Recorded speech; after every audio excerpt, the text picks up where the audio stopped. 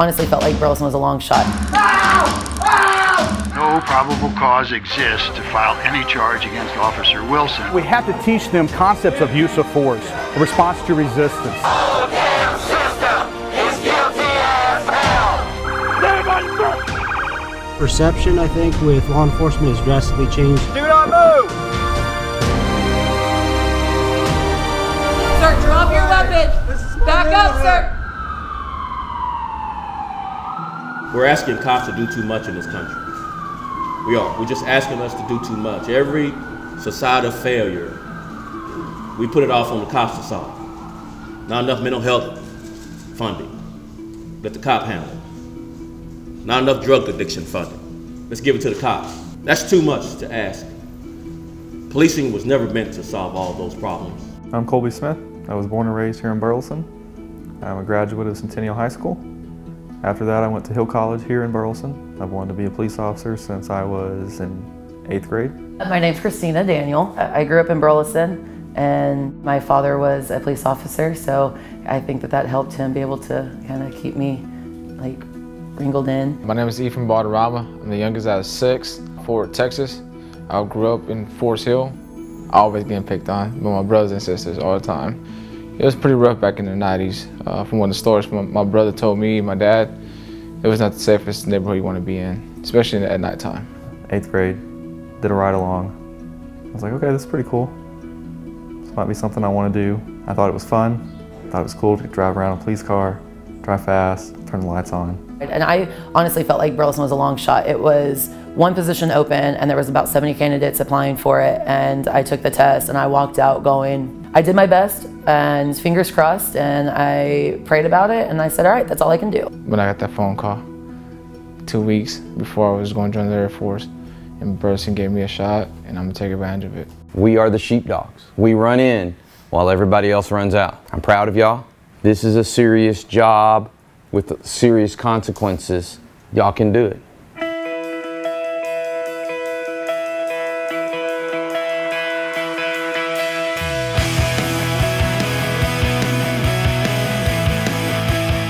The academy started at 7. I was there by 5:36.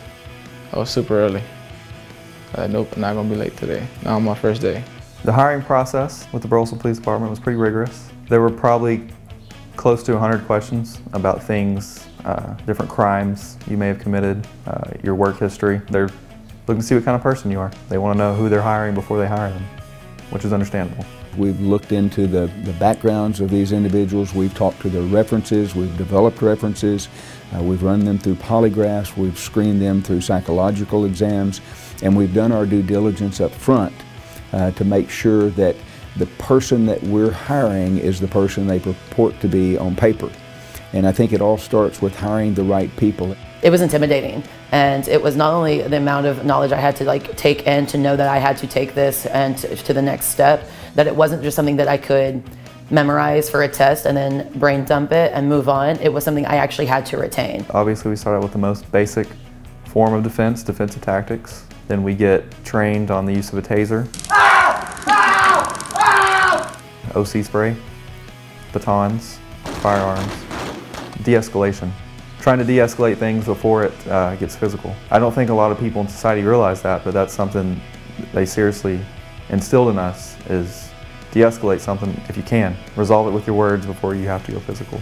Law enforcement are not trying to hurt someone. All they're trying to do is keep them under control, and this person's fighting them. We have to teach them concepts of use of force, a response to resistance, those type of things. So we have to give them the proper training to be able to handle someone out on the street who's maybe a criminal, who's been in prison, who's been fighting with law enforcement. So that training that they receive now is critical for them to be able to survive. It is not like what you see in movies or you see on TV where cop is fighting consistently.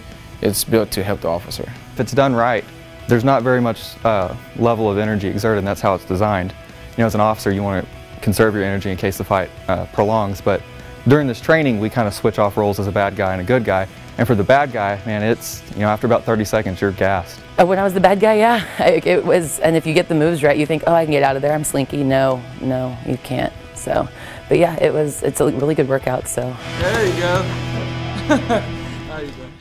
This scenario that we're doing here is to demonstrate to the cadets that they are able to do a 7-step traffic stop. There's no runners or anything of that nature. This is a basic traffic stop. The first time you're approaching a car and you need to approach them and talk to them, all of a sudden you're like, I've been pulled over before, but I don't know how to do this. We did a lot of hands-on and a lot of, okay, let me teach you in the classroom, and now the next day we're gonna go and actually do it. And this is what these are, scenarios. These are their final scenarios. Do not move your hands. Keep your hands where they can be seen. So that now they can have some experience before they're out there on the streets. We got a week, and these guys are going to be with the training officer working the streets of their cities. And one of the learning objectives also is to put them under stress to when they're responding to a person with a knife or a machete or a weapon, any kind of weapon, edge weapon or a bat or whatever the case may be, is if they're going to use deadly force, to understand the concepts of they might get a malfunction while they're shooting somebody. Hey, what are you doing in my house? Hey, drop your knife. What are you doing in my Drop your house? knife, sir. What are you doing Drop here? your knife. What are you doing here? Sir, drop your weapon. Oh, it hurts. They're going to call for backup. They're going to call for the ambulance and let people know, hey, I just got involved in an officer-involved shooting and I need some help over here. You know, they gave me the layout. It was my job to map it out. What I liked about the academy, I enjoy the scenarios a lot. The scenarios made it seem like, are you sure this is what you want to do? Colby Smith, Burleson Police Department. You're entering into a world that you have no clue what you're going to deal with every day. But it's also a sense of pride. You know, you're now a part of a huge family. The moment that I put the uniform on and looked in the mirror, not only did I feel like I had just joined a family, but I knew I had to earn that as well. Just because I put the uniform on didn't mean that I instantly was an officer, but it did, if that makes sense. That I had to prove myself still to be able to really earn the badge that they have given me, that I've earned through the academy, but now through my next bit of training, then through my next years of service, I constantly earn the privilege of wearing that badge, because it's not a right, it is a privilege that I get to wear the badge every day going to work.